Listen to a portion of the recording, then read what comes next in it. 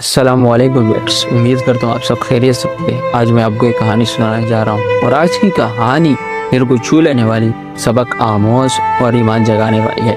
आज की कहानी एक इमाम, एक बाप और एक बच्चे की है और एक ऐसी किताब की है जो हमारे घरों में है लेकिन हमारे दिलों में नहीं।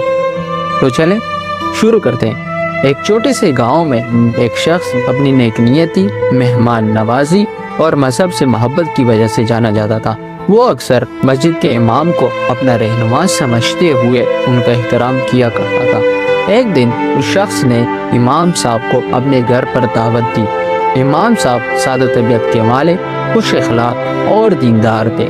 उन्होंने उस शख्स की दावत को कबूल किया और अगले दिन उनके घर वक्त पर पहुंचे, खाना खाया और दुआएं देकर रुखसत हो गए। सब कुछ मामूल के मुताबिक था।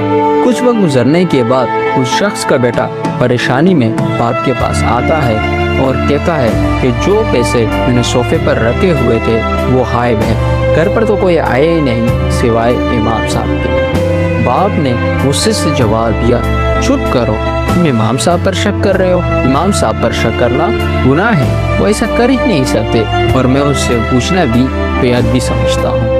वक्त गुजरता गया और एक साल बीत गया। फिर अगले साल वही शख्स दोबारा इमाम साहब को अपने घर पर दावत देते हैं। इस बार जब इमाम साहब घर आते हैं, बच्चा बड़ी अदब से इमाम साहब से पूछते हैं कि इमाम साहब, जब आप पिछली मर्तबा आए थे तो मेरे सोफे पर पैसे पड़े हुए थे, लेकिन आपके जाने के बाद वो पैसे मुझे नहीं मिले। ये सुनकर इमाम साहब की आंखों में आंसू आ जाते हैं और वो रोते हुए कहते हैं कि बेटा, मैं इसलिए नहीं रो रहा कि तुम मुझ पर शक कर रहे हो, बल्कि मैं इसलिए रो रहा हूँ कि जब मैं आया तो वो पैसे सोफे पर बिखरे हुए पड़े थे।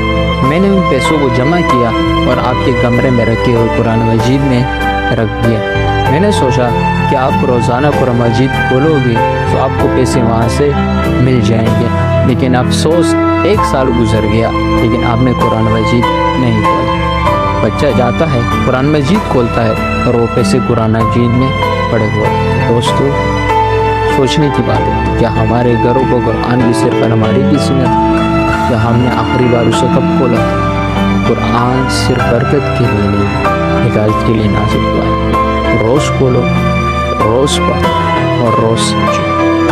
अगर आपको कहानी अच्छी लगी तो उससे दूसरों तक ज़रूर पहुँचाएं, शायद इसका दिल जाए। अल्लाह हाफ़िज़।